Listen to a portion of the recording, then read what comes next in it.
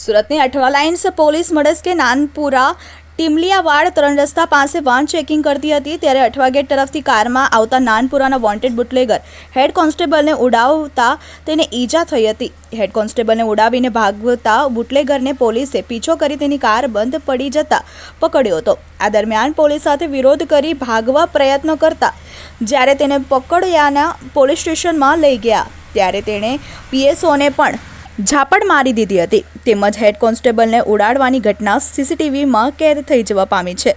હાલ તો અઠવા પોલીસ દ્વારા આરોપીની ધરપકડ કરી કાર કબજે કરી લીધી છે। આરોપીના રિમાન્ડ મેળવવાની તજવીજ પણ હાથ ધરવામાં આવી છે।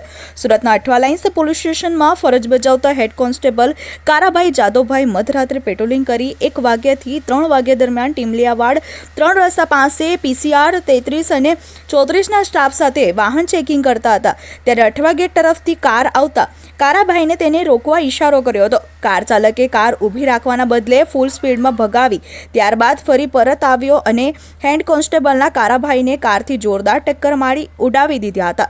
હવામાં ફંગોળાઈને જમાદાર બોનેટ પર પટકાયા હતા। જમાદાર બોનેટ પરથી જમીન પર પડ્યા હતા અને કાર ચાલકે ભાગી છૂટવાનો પ્રયાસ કર્યો હતો। જોતા રહો Surat crime news director Jaysinh Darbar સાથે।